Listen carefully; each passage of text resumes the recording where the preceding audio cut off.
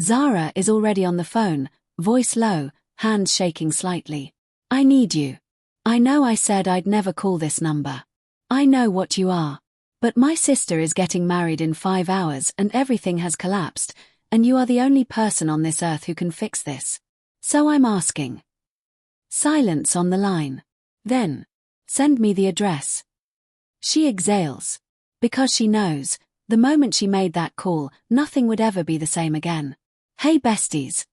Welcome back to another irresistible Mafia romance story. I missed you. Before we dive in, tell me in the comment where you're watching from. I love seeing how far my girls are. And if you're new here, don't forget to like, share with your friends, and subscribe. Stay with me, because these stories, they only get crazier. 6 hours earlier, Zara Mensah had everything under control. The venue was confirmed. The caterer was confirmed. The florist, the DJ, the cake, all confirmed.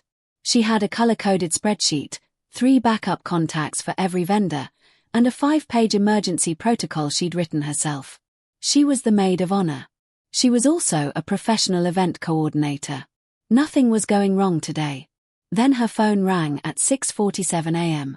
The caterer's van had broken down 4 hours outside Lagos. The florist had been rushed to hospital overnight.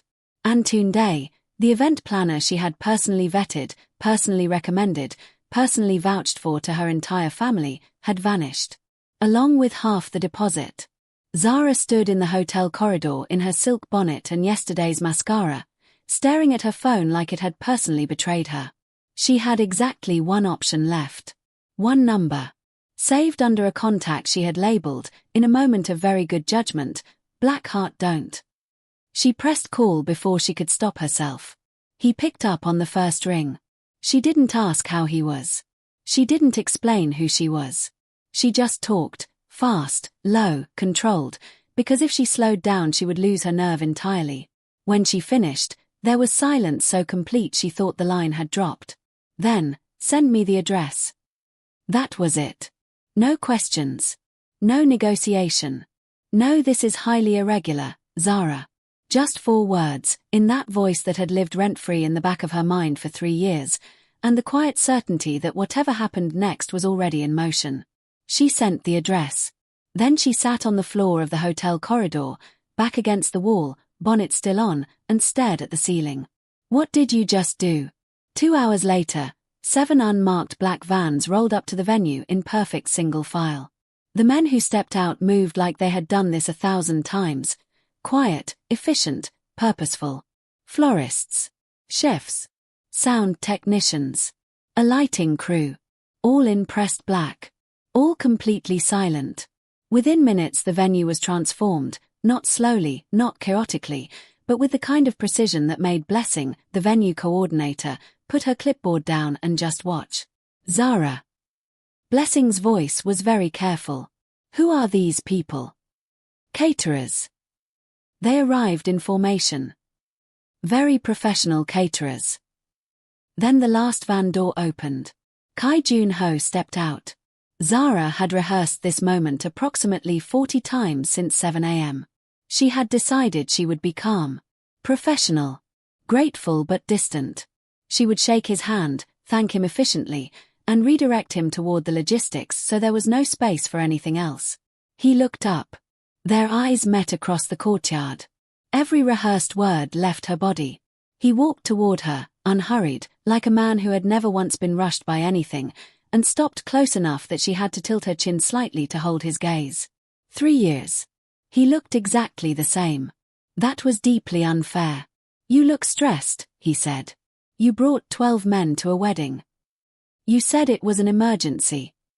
I meant the catering, Jun-ho. Something moved at the corner of his mouth. Not quite a smile. Close enough to be dangerous. The catering is handled. And just like that, before she could say another word, he turned and walked toward his team, issuing quiet instructions in Korean, already 3 steps ahead of the crisis like he'd been planning this for weeks. Zara stood very still. 3 years, she thought. And he still does that. She didn't have time to process it, because Mama Mensah had spotted him. Her mother crossed the courtyard with the grace and velocity of a woman on a divine mission, Jill perfectly tied, eyes locked on Kai like he was an answered prayer she hadn't specifically placed but was absolutely willing to accept. "And who," Mama said warmly, "is this very fine young man?" Kai turned. He looked at her mother, then did something Zara did not expect. He bowed. Slightly. Respectfully. Like he meant it. "Kai Jun-ho. I'm a friend of Zara's." Mama switched to Chi without missing a beat, smiling at Zara with her whole face. "This one has money and manners. What are you waiting for?" Zara replied through a locked smile. "Mama, please. Not today."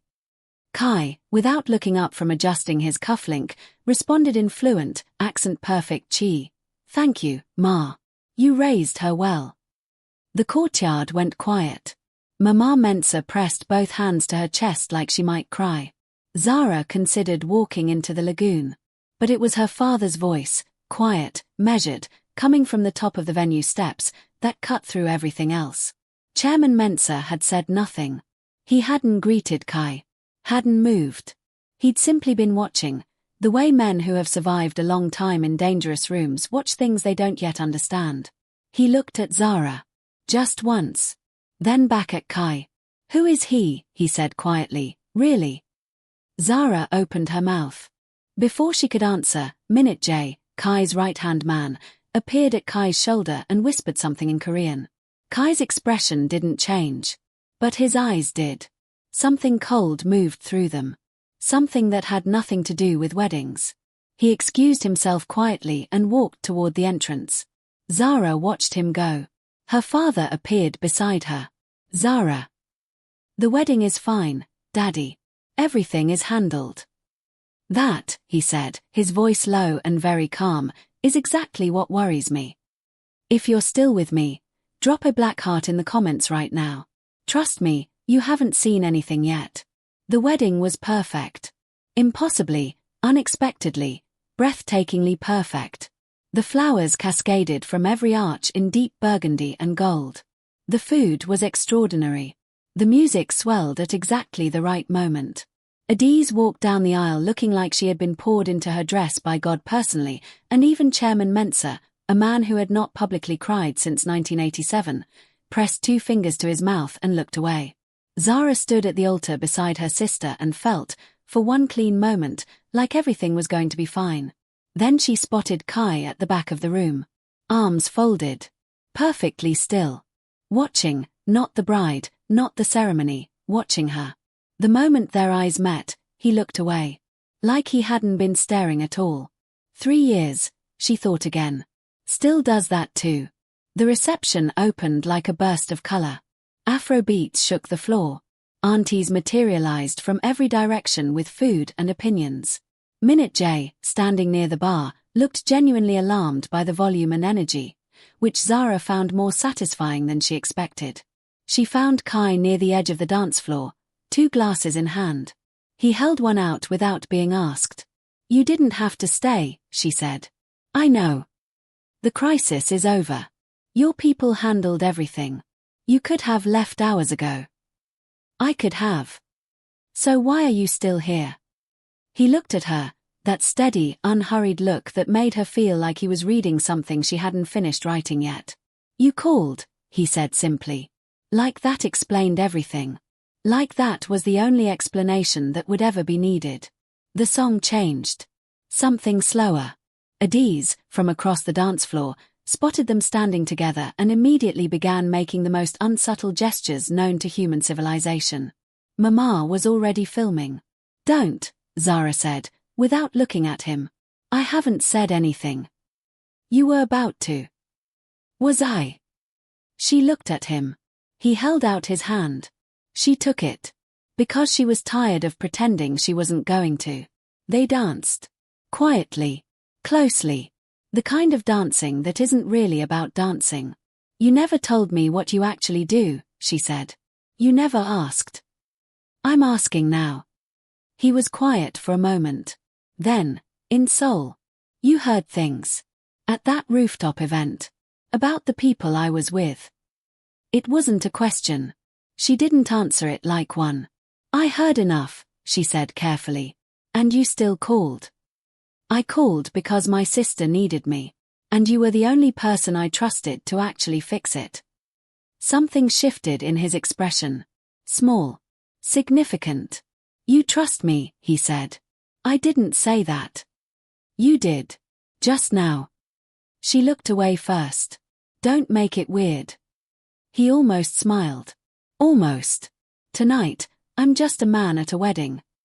That, she said quietly, is the least believable thing you've said all day. Then Minute J appeared. He didn't rush. He never rushed, that was what made it worse. He simply materialized at Kai's shoulder, leaned in, and spoke 4 words in Korean, very quietly. Kai's hand, still resting at Zara's waist, went completely still. Excuse me, he said.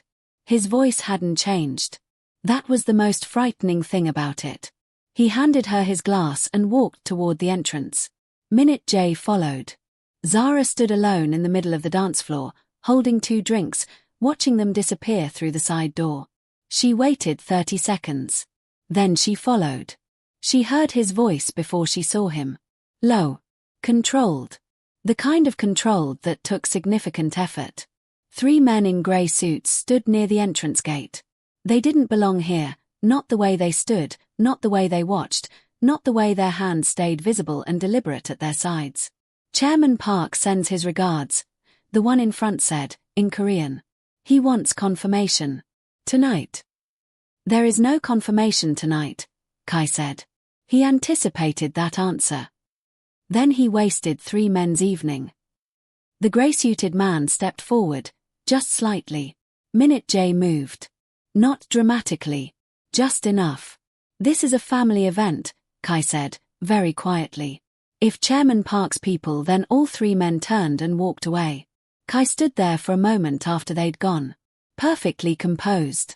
Then he straightened his jacket, turned around, and found Zara standing 6 feet behind him. He went very still. How much of that did you hear? He asked. Enough, she said. Same word she'd used earlier. Different weight entirely. He looked at her. For the first time all day, she couldn't read his expression. Zara. Don't. She held up a hand. Not here. Not tonight. She looked back toward the reception, the music, the lights, her sister dancing with her new husband, her mother crying happily into a handkerchief. Tonight is Adi's night. We're not doing this tonight. A beat. When? He asked. She looked back at him. Ask me that tomorrow. She walked back inside. He watched her go. Then, the plot twist nobody saw coming. Minute J waited until she was gone, then stepped close to Kai. Sir. His voice was different now. Stripped of everything. The 3 men from Park, they weren't the message. Kai turned slowly. They were the distraction. Minute J held out his phone. A single photo on the screen. Someone was inside the venue. During the ceremony. They were photographing the guests. A pause. Specifically, they were photographing her. Kai looked at the photo for a long time. His jaw tightened. Once. That was all. Find out who sent them, he said. Tonight. And if it leads back to Park. Step 1 foot past that gate, I will take it as a declaration. And he knows what that means. Silence. Kai looked toward the venue doors, toward the warmth and the music and the woman on the other side of them who had no idea her face was now in someone else's file. Then Park, he said quietly, has made a very serious mistake. We are not done. Drop a fire if you felt that twist coming, because I promise you didn't. Batch 3 is where everything breaks open. Zara found out at midnight. Not from Kai. Not from Minute J. From her father. Chairman Mensah found her on the terrace, shoes off, watching the last guests filter out into the warm Lagos night. He sat beside her without a word for almost a full minute. That alone told her everything. Her father only went quiet when something was serious. The man you brought here today, he said finally. Someone followed him. Her stomach dropped. Daddy. I'm not angry. He said it carefully, like he'd rehearsed it. I need you to understand that first. I'm not angry. He paused. But there was a man with a camera. Security found him near the East Garden during the vows. He had photographs, Zara. Of our family. Of you. The terrace felt suddenly very small. Where is he now? She asked. Kai's people have him. She stood up. Her father caught her wrist, gently, firmly. He handled it, the chairman said. Quietly. Before your sister noticed. Before anyone noticed.